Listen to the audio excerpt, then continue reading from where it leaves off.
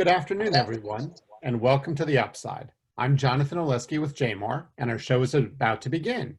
It's my pleasure to introduce our two outstanding hosts today, Beth Goldsmith, Chair of the Associated Jewish Federation of Baltimore, and Dr. Scott Rifkin, publisher of JMOR. Beth and Scott, take it away.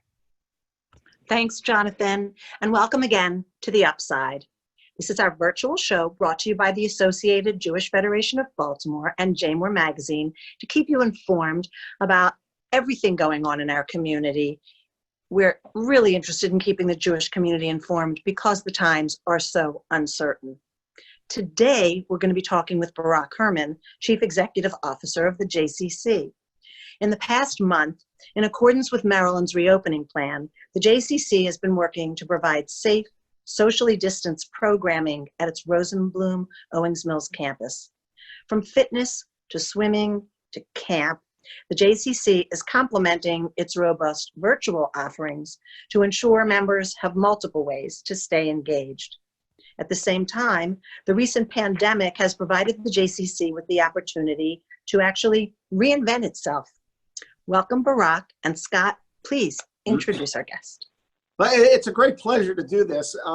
I grew up at the JCC. I didn't have summer camp. I didn't have, I grew up on the poor side of town. So the JCC was summer camp for me.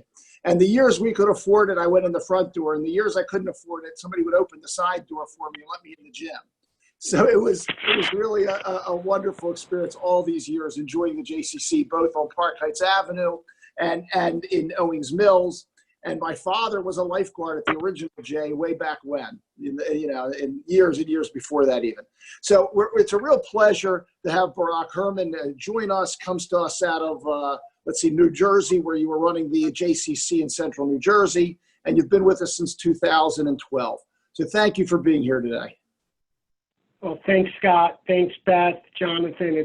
It's an honor to see all of you, and thank you for the leadership that you guys have been providing before and during these times to really keep us informed. But I'm honored to be with you. And as Scott, I do have a set of keys and scanning passes. So if you want to come through the back door, the front door, the loading dock, I can totally hook you up. So you just let me know. Lots of great memories. Thursday night basketball leagues, and Vince, who worked at the Towel station for 40 years, and just neat memories out of the JCC. It's been a real pleasure that's been part of our lives in Baltimore for all these years. So thank you. Thanks. It's what's really amazing about this JCC is that I can go to so many places and people will say to me, "Oh, my uncle worked at the J. My grandmother worked at the J." And I say it often. I'm really proud of our community. We're the oldest JCCs in North America, and formed in 1854 and 166 years old. So we've responded to a lot of stuff over the last 160 plus years, and there's a long history with this community and our JCCs. So I'm not surprised that, Scott, you have employment blood in your history at the J, and I just thank you. And I know Beth has a fondness for this organization a long time, and I'm sure everybody's got a J story. Everybody's got a J story. So I'm honored to be on with you guys. Well, thank you. Let's jump in, Barak, and get you started on talking even more about how proud you are. Tell us how things have been going with the reopening. So, it's been incredible. It's been a whirlwind. It just really has been. I mean, the first thing I have to do is a shout out to the JCC staff, the board of directors, and the Associated for really teaming up and really right from the beginning recognizing what's happening in our community and what's happening at our J. So, once Governor Hogan allowed us to reopen, we have been very, very disciplined and very thoughtful. I have a mantra, that I say we don't get points for going first, we get points for getting it right. And just because the governor said you can open up tomorrow doesn't mean you need to open up tomorrow.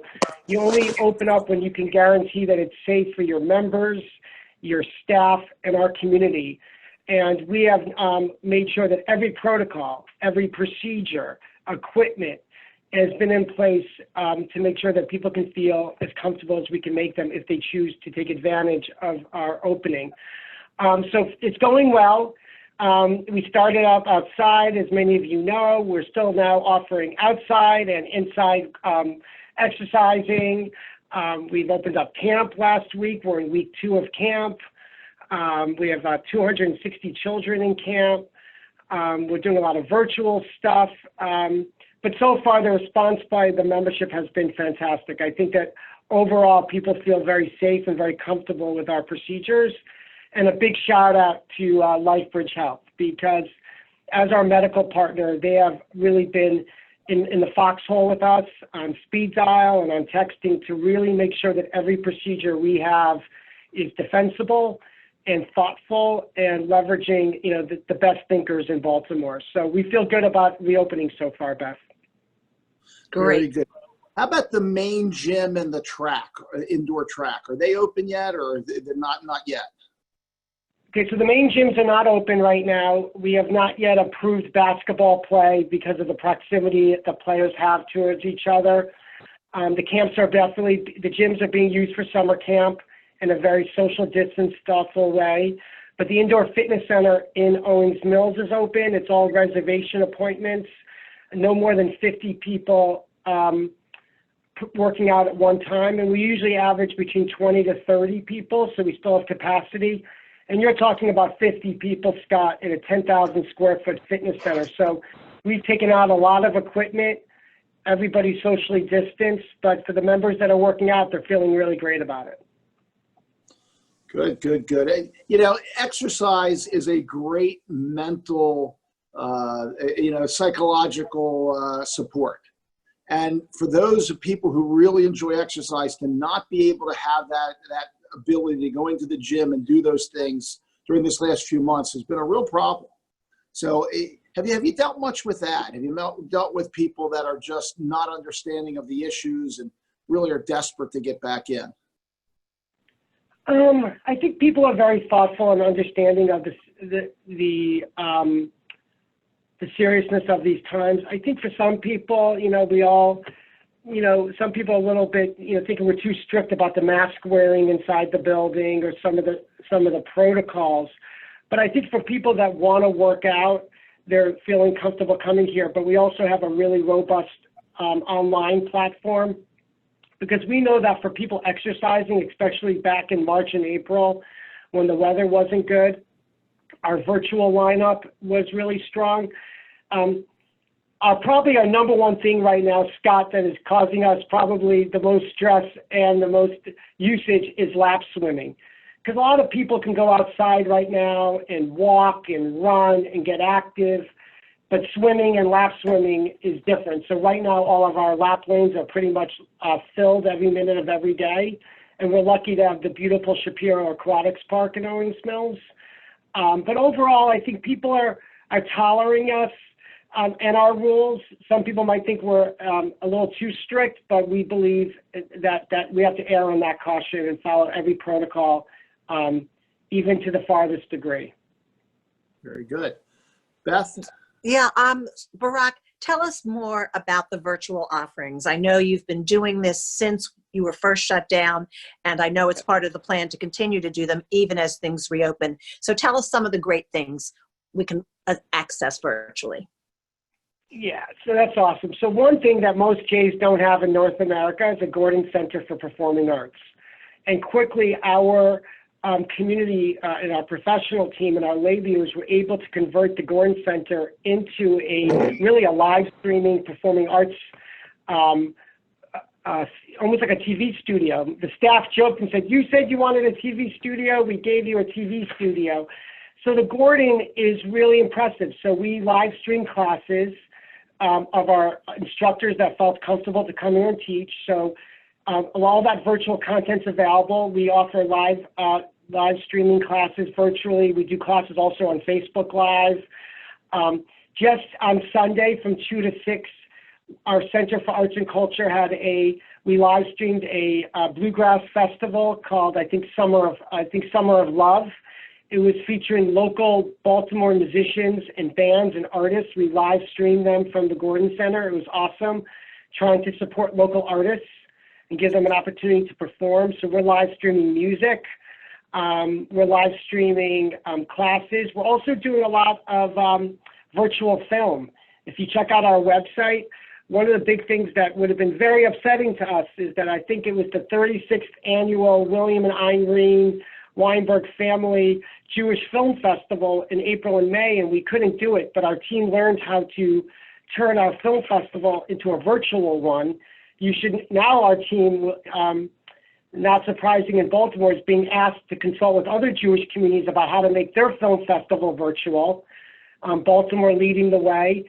But we found that we could sell subscriptions to people living in Florida, Boston. So you don't have to even live in Baltimore right now to experience our virtual content. You could be a Baltimorean living somewhere else right now and experience. So we have virtual fitness, virtual arts and culture, film, book authors. Daniel Silva speaking this week through our programming. We're partnering with other J's. So Beth, if people check out our website, www.jcc.org/virtual, they'll see a lot of virtual content being put out, both in fitness and especially in arts and culture. I think there's a great way to give people something to look forward to every day, if it's a great author or a film or a concert. So cool stuff is happening. So the Daniel Silva, I've heard him speak before. He's a great speaker. And for those that don't know him, he's the gentleman that writes the a group of spy books. The main character is, give me a second, I'll think of the name of the main character. But it's a long series of very best-selling books, and he's a great writer to hear. But the entrepreneurial side of me says, Barak, you might have the National Jewish Film Festival. You just need to rename it. Think about it a second. I'm sure if Beth can help us figure out a naming opportunity, we'll make that happen, right, Beth? We'll be the National Baltimore Jewish Film Festival. We got the Weinberg family. We'll do whatever we got to do. Yeah, but big sponsorship opportunities there. I'm liking it. Yeah, I will tell you, it's really, really exciting, because thinking entrepreneurially at this time was really critical for us. And I love that word, because this is not a time for conventional thinking. This is a time for creative thinking. And we can all be negative and doom and gloom, but we can also look at how can we still connect with people and how can we engage. And arts and culture is a great way, if it's books or film. And Scott, you should also know we're partnering with Atlanta and lots of other Jewish communities that are really know the quality of our team to partner with. So there's national film festivals, and there's also opportunities to really partner with other communities to bring really robust content and share costs. That's great stuff. The author's character is Gabrielle Alon. Gabrielle Alon. And his wife is Jamie Gangel, the national reporter for one of the big networks. So he has really interesting perspectives on international politics that's fascinating. He's a great one for people to listen to. So jumping back to that, I'll be right back. Yes, Scott, I was going to say, remind me never to play Trivial Pursuit with you.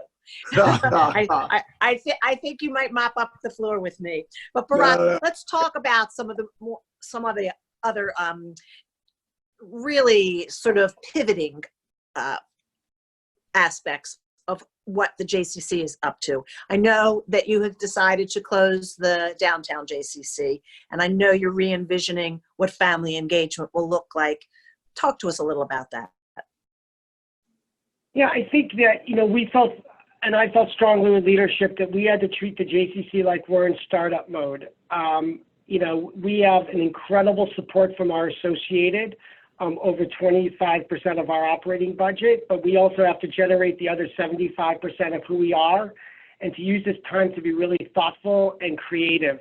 So unfortunately, we did close the DBJCC, which is heartbreaking. It's a favorite project of mine and many people within our leadership. But the goal of the DBJCC was to connect with young Jewish families that live downtown and to provide them meaningful experiences to find their people and find their Jewish community. So without the DBJCC, we could still do that work. We can still provide meaningful Jewish experiences and help people find their friends, and especially when they're young families. So we have redefined our entire department to be called J Around Town, Jewish Family Engagement. We went from having, I think, about 6.5 full-time employees down to 3.5. But those 3.5 people are going to be leveraging partners and other locations to bring meaningful Jewish programs to emerging Jewish neighborhoods that were identified in our recently completed 2020 study. So it could be bookstores, it could be the Enoch Pratt libraries. We have a historical relationships for years of bringing these types of fun, mommy and me, hands-on holidays, programming, and we're going to continue to do that, even more robust. We have a pretty meaningful relationship with the Ys of Maryland. We started doing programs at the Towson Y, meaning wherever there are Jewish families moving into neighborhoods, we're going to look for creative partners to continue to bring the programming. A lot of the programming we did this past year, Beth, was also in Hunt Valley, at Foundry Row, and we're going to have to monitor if those are the right locations to be at this time, but we're still looking to partner to bring this. We have a new full-time director of Jewish Family Engagement.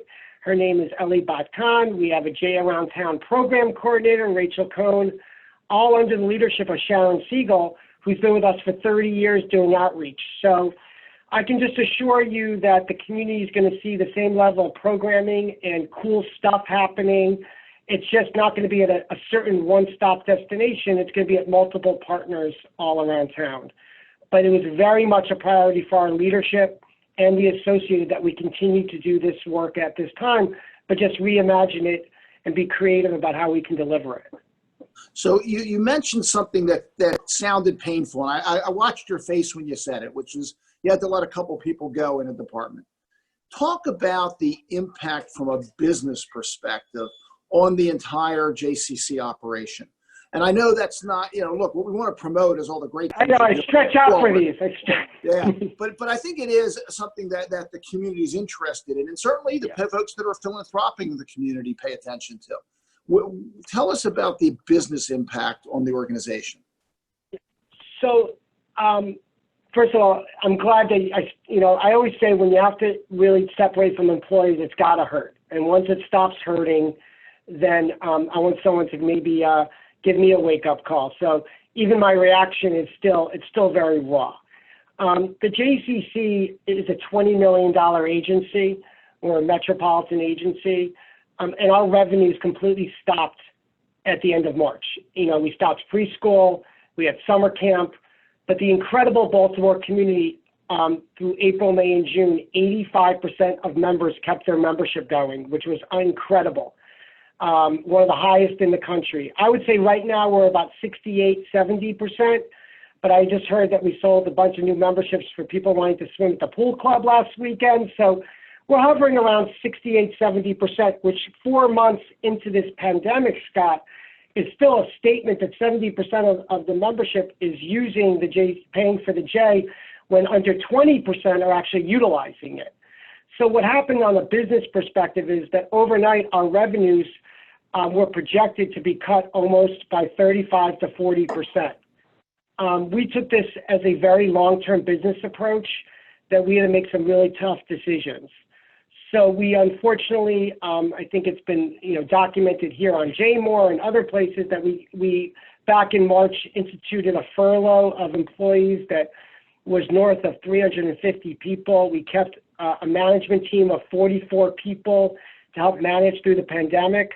Right now, payroll is back up to about 140 people because of summer camp and group exercise instructors and lifeguards. So we're slowly bringing people back as phases of the government mandated openings allow us to reopen. But we did have to also really look at every department of the J and decide how we can do things leaner, more thoughtfully, and fiscally responsibly. So every department of the J has been restructured, and we did have to not just institute layoffs, but do some separations from employees. And some of them were decade-long employees that was very, very painful to end service to this JCC for 20, 30 years in such a way. But we had to take a very long-term approach to what's going to sustain this institution. So it's been painful on the employee side, but at the same time, I'm very grateful for our community for the way we handled it, the way we took care of people, really made sure that they were set up and taking advantage of the CARES package and the unemployment, And also, again, in partnership with the Associated, providing medical coverage for an extended period of time was a real statement of our community to not just take people off medical. I mean, I'm talking 3-4 months of medical. This was an incredible statement of our community about Rahmanis and taking care of people. So it's been challenging like no other industry.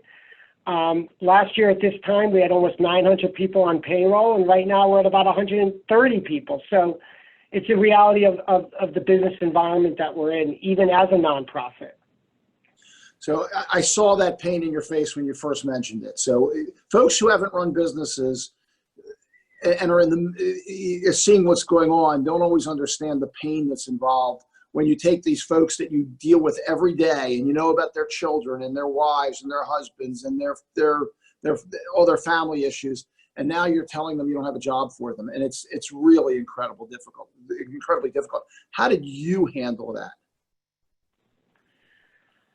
I think I try to be consistent.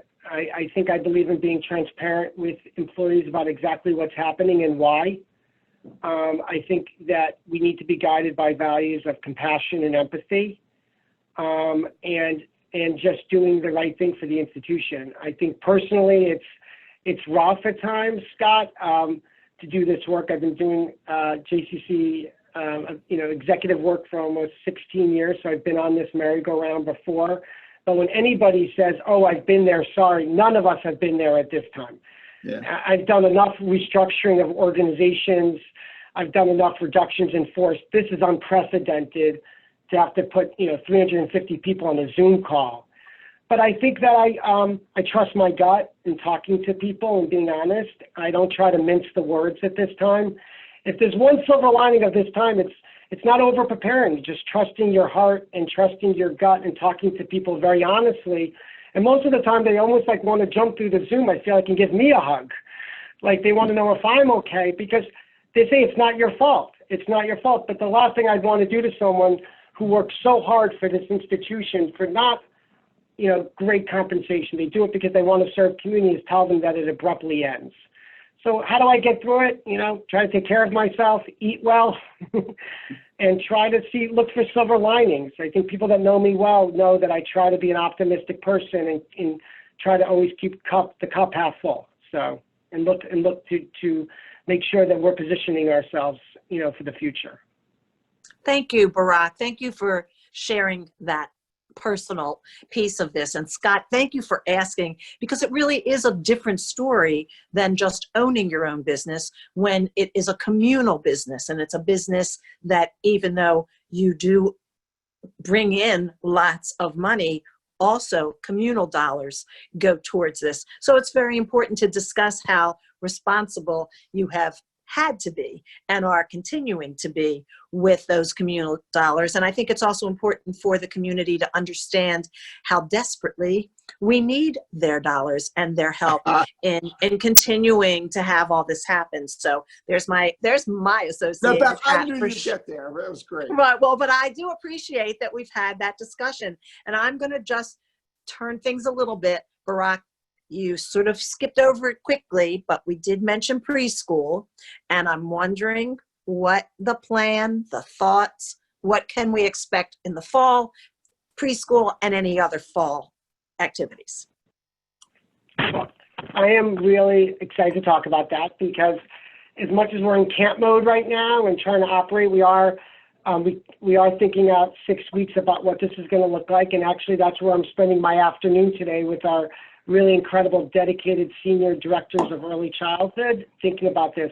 It is our intention to open up in the fall both the Stoller Early Childhood Center in Owings Mills and the Meyerhoff School in Park Heights. We have a lot of need from our families to get back to work. They need childcare. People trust us.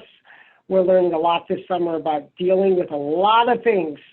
So what it might look like, though, and it's a little premature because we haven't spoken to the families yet, we are looking at the hours of the day.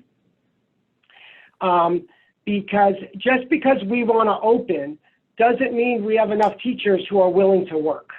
And that's another thing that we have to recognize as a result of this pandemic is, oh, the government says you're open up your school. A lot of people are like, wait a minute, I have my own issues.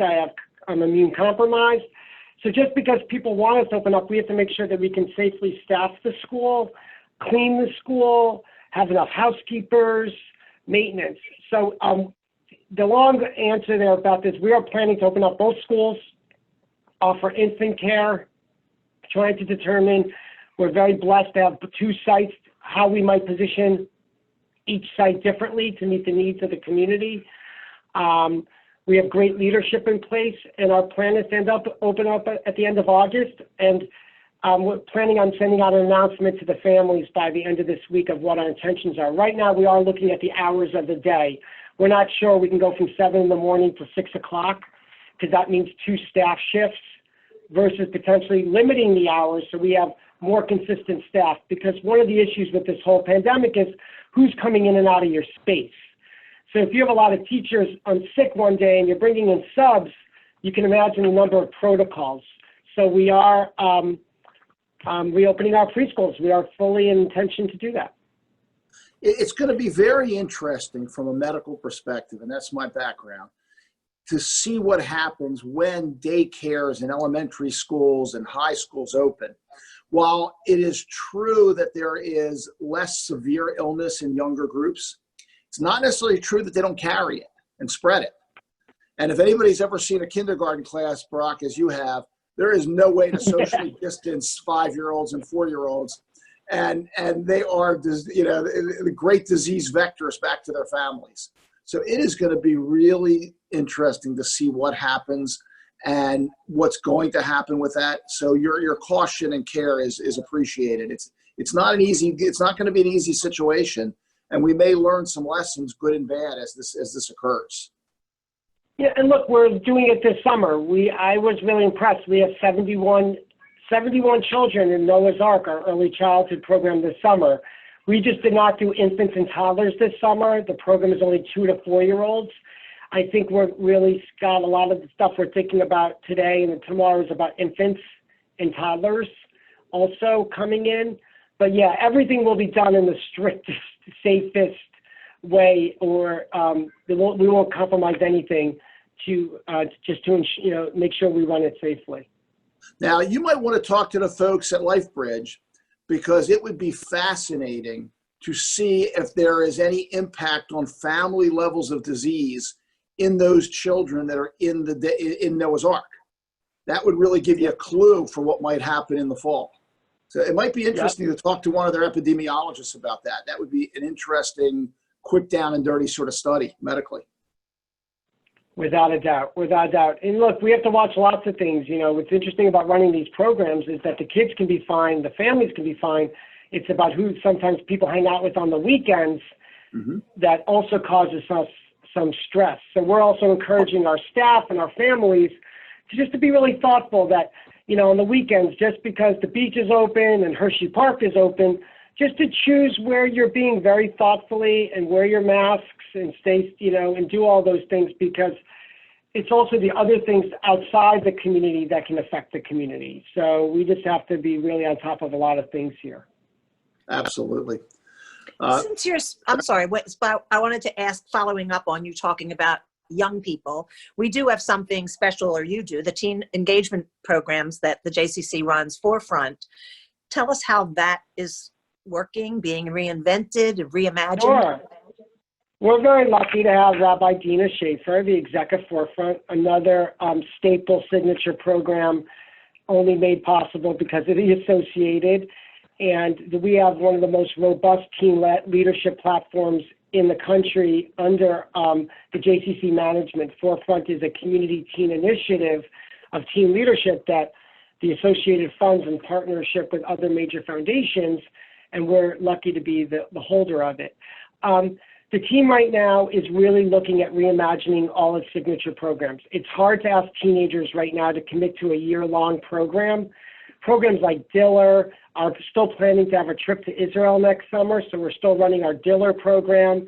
We're still running different programs, but Rabbi Dina, under her leadership and feedback from staff and families, are looking at offering a new lineup of programs that are going to be presented at the end of August that will be shorter, like a semester long, like a trimester long, like 8 or 10 weeks, because it's hard right now for parents to spend that kind of money to commit to a 12-month program with so much uncertainty, and the uncertainty about doing trips.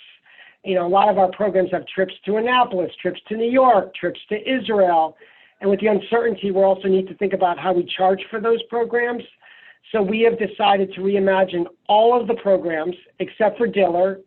Diller staying as it was. So if anybody knows anybody interested in our amazing Diller program, please apply. But we're reimagining everything to really meet the needs of today. It would be really remiss on my part if I didn't talk just for a moment about the other issues facing our society today, if it's pervasive racism, the mental health issues for teens. So Dina, under her leadership, feels very strongly that as much as we need to have these signature leadership programs, we also need to meet the needs of what the teens need from us now. And they need a lot of support in dealing with the racist issues that are happening and how to respond and speak to friends. As a Jew, how do we handle that? And at the same time, we're also very aware of the mental health issues facing our adolescent community during this time.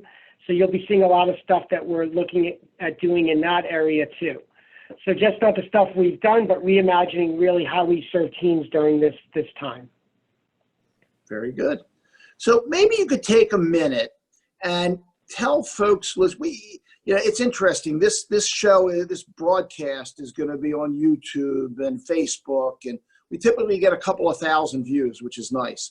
Why don't you tell the folks listening how they find out about all the things going on at the JCC, how they access that information, and even folks who haven't been members and are hearing about these virtual services, that may really appeal to even new members.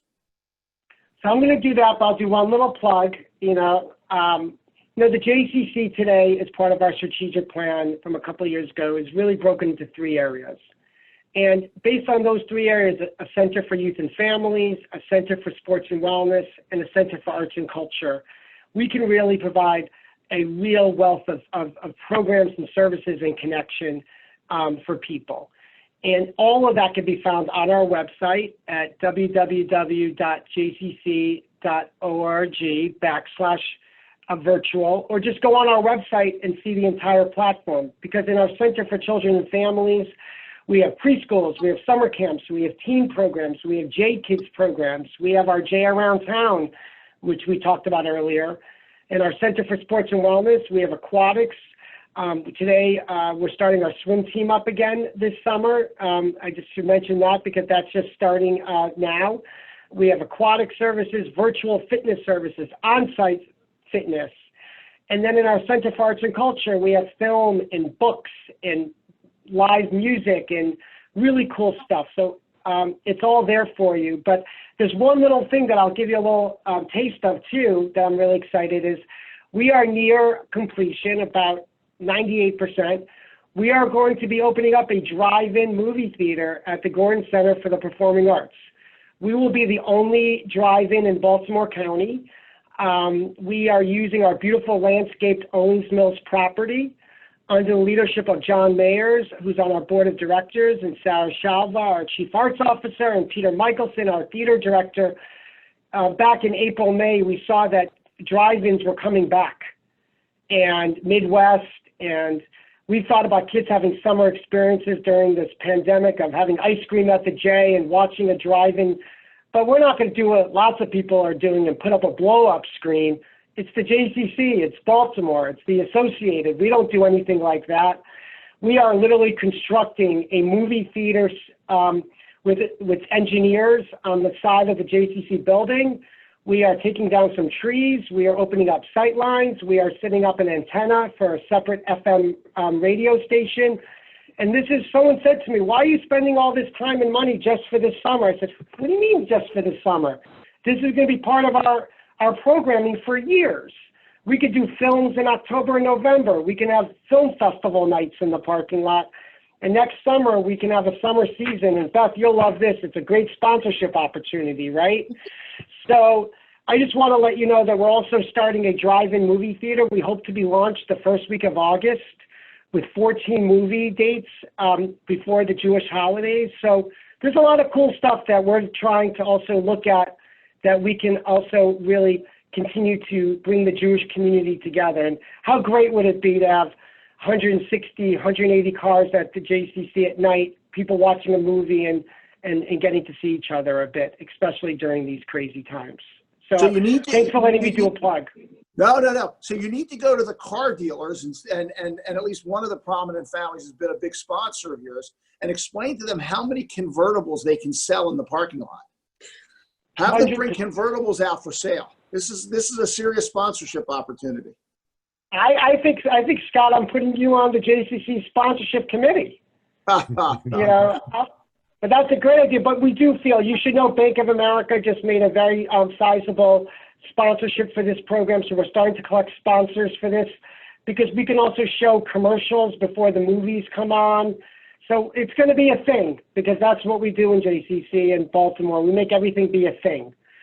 So it's not just going to be a blow-up screen, I'll tell you that much. That sounds fun. That really sounds fun. Beth, do you have any other questions? No, I just want to make sure that everybody heard the way to get in touch with you and to learn all about this. So I'm just going to repeat. If you want to learn more about the JCC summer programs, swimming, the new teen programs, and what's happening at the Gordon Center, you can just go to jcc.org. Look at the whole site. If you want virtual programs, do a /virtual when you do that. I think I covered all of that. And Barak, is there anything else you want to tell us about? I love that you do big things. I always, you know me, nobody likes a big party more than I do. So anything else you want to share that we didn't get to? No, just let's continue to support each other as a community. Let's continue to, support the Associated. Keep your membership at the J going, and all of us doing our part and to really support our neighbors and support our neighborhoods. And we'll get through this, and this too shall pass. It's just going to take a lot longer than we might have planned, but no one should think for a moment that the JCC won't be here, and the Associated and our synagogues and our Jewish community and our neighborhoods. So I'm just grateful to have any opportunity, as you know, Beth, to talk about our community and the JCC, and have me back if you want. So I'm happy to talk, and really, I just think we have a beautiful community, and we just need to continue to support each other. And we will certainly have you back. Barak, thank you so much for taking the time with us today. On behalf of Jay Moore and the Associated, thank you. And Beth, you have some closing announcements. I just want to also add my thanks, Barak. It's always great to have a conversation with you and to see you, even if it's only little you. And I just want to... You put me on speaker view on bigger. Yeah. Well, I'm on an iPhone, so no one's too big, including me. But so anyway, again, thanks for being here. To our audience, continue to visit associated.org and jmoreliving.com for more information, stories, and resources. You can also sign up for the weekly newsletter, and we will be back next week, Tuesday, July 21st at noon. All right. Thank you, everyone. Have a great day. Thanks, Barak. Thanks so much for including me. Have a good one, everybody.